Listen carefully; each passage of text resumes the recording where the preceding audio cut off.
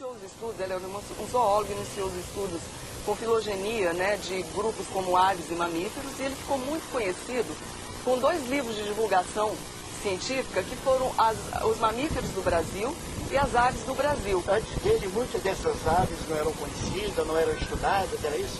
Ele realmente foi um pioneiro naquela região, no estudo da região da Amazônia, né? E, obviamente, já existia o Museu Paraense, mas ele veio com uma carga enorme.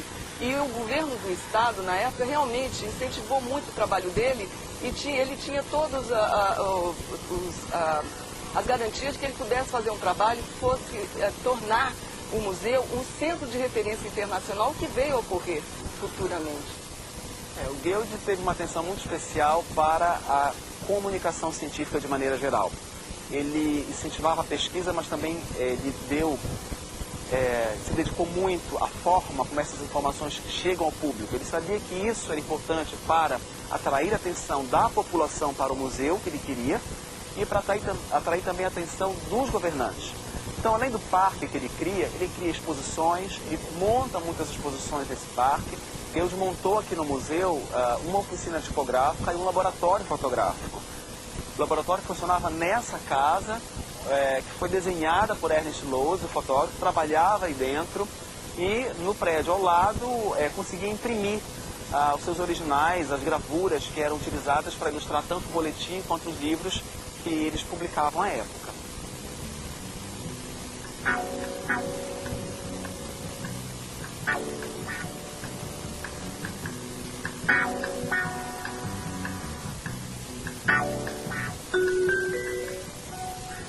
Alice Romeiro é arquivista aqui do Museu Guild e eu gostaria que você nos explicasse um pouco qual é a relação do Guild com a fotografia.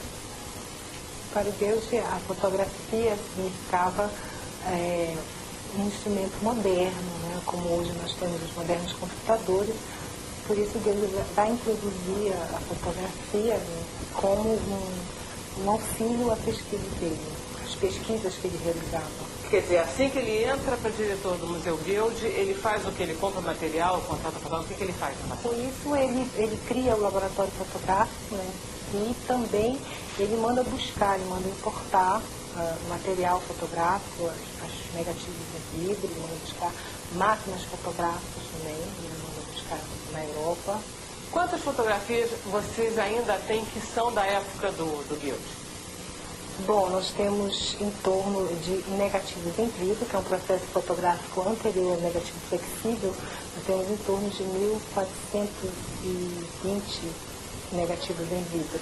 E eles são sobre o quê? Eles têm imagens do museu antigo, do parque, de visitantes, dos antigos diretores, de Belém antiga e dos acervos do museu.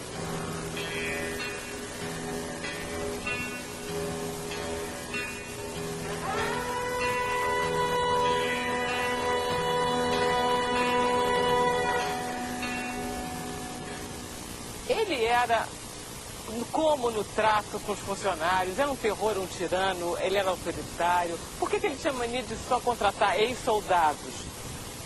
Guild cria uma instituição extremamente produtiva, mas havia um ônus. Ele exigiu, por exemplo, que todos morassem dentro da instituição, do porteiro ao diretor, como ele fala, porque todos tinham que estar disponíveis para o trabalho a qualquer hora do dia. Depois, para determinadas funções, ele contrata pessoas com determinado perfil. Por exemplo, pesquisadores, ele contrata solteiros e no início de carreira, porque era mais fácil de trazer para Belém, né? E eram mais baratos, porque não tinham família para sustentar. Para os serventes, aqueles que precisavam de uma dedicação braçal, ele contrata ex-soldados, porque ele achava que era mais fácil de discipliná-los. Saíam mais acostumados à disciplina, de limpar, de manter a ordem, de vigiar, enfim, de obedecer a uma autoridade, a uma voz de comando. E o Guild mantém essa instituição, essa colônia científica, como ele chama, de maneira extremamente disciplinada e sim dirigindo essa colônia com mãos ferro. Eu suponho que o Guild saiu daqui por razões políticas, é sempre isso, desentendimento do governador, aquelas coisas. A equipe dele continuou, e o que aconteceu com ele quando ele saiu daqui? O Guild, há alguma polêmica sobre a demissão do Emílio Guild, né? Ele estava, momentos antes da demissão, ele estava muito empenhado em construir uma nova sede, quer dizer, um novo prédio, dentro do parque, mas um novo prédio, um prédio monumental. Ele está empenhado em conseguir recursos, consegue, mas não consegue a autorização para construir esse prédio. Sabemos também que ele negocia durante 2 anos a demissão dele. Desde 1905 ele está já articulando na Suíça o retorno, a família se muda em 1905 para a Suíça e ele só oficializa essa demissão em 1907. Então há aí um momento de falta de informações, de problemas.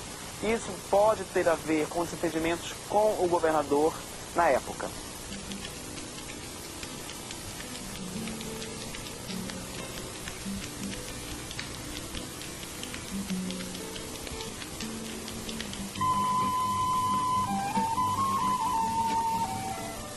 Guild retorna à Europa e tenta se fixar na Universidade de Berna e no Museu de História Natural de Berna, que é do município.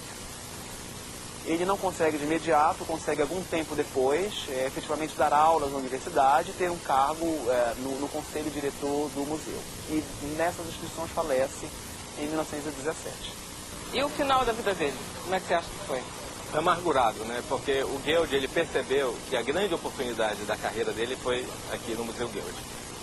E mudou o nome de Museu Paraense para Museu Guild, graças ao reconhecimento que todos tiveram na importância que ele tinha. Ele teve uma importância não só como diretor, administrador, mas como recrutador dos cientistas certos que vieram para cá e quase todos ficaram muito tempo aqui, desenvolveram ramos da ciência que não havia.